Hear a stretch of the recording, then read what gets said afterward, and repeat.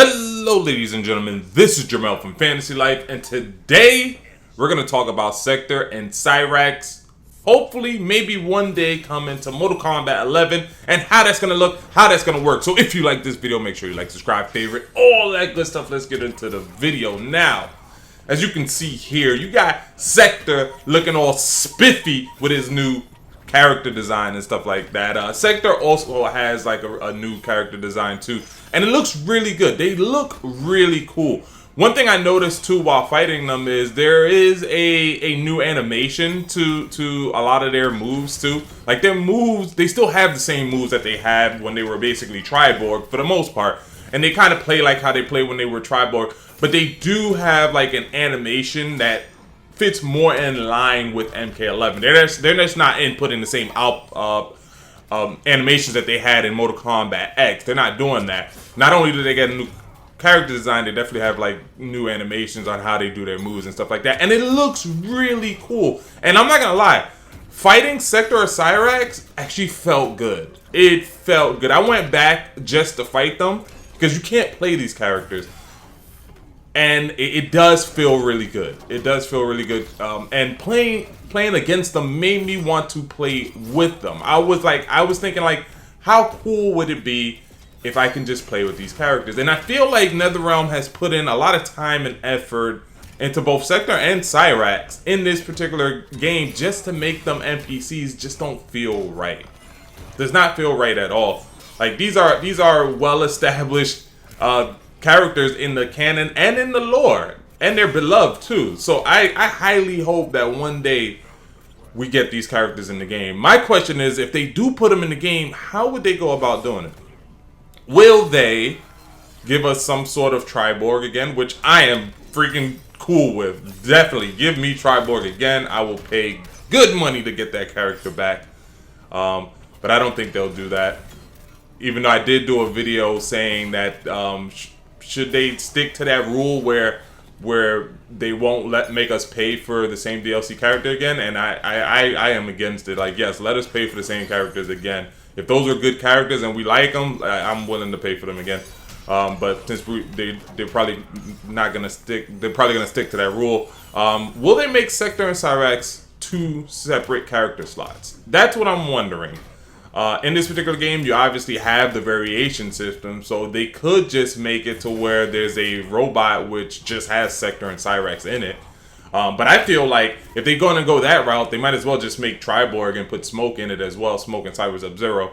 But they could do that route where it's just one character slot, which would then make more space for another character that they can put in later. And then they can have one Sector variation, one Cyrex variation, but then you got to ask the question, what would be the third variation? Again, it just ends up being Triborg at the end. So if they are going to put Sector and Cyrex in this game, I think they would make them two separate characters, like two different character slots. I think they will have Sector, and they would give him 3 Sector variations. And I think they would come out with a Cyrex and make 3 Cyrex variations. I think that's how they would go about doing it and still be able to keep their promise to the people to where they're not making you pay for the same character more than once. Because again, like if they were to do it in the variation system to where Sector has one variation and Cyrex has another variation, that's basically Triborg, because they're going to have to make a third variation. And what would you call a third variation? Obviously, you would more than likely call it Smoke or Cyber Sub-Zero or something like that. Which, again, I think people would be 100% fine with.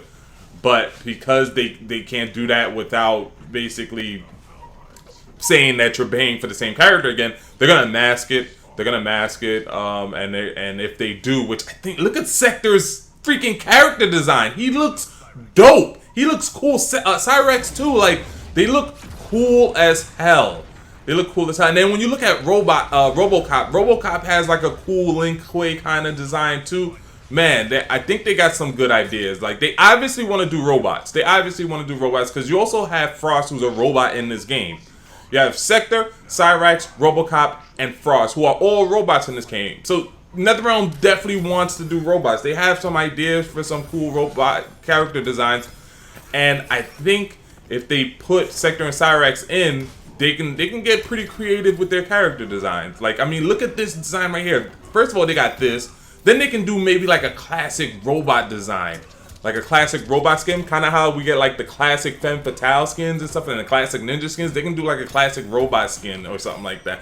That would be cool as hell.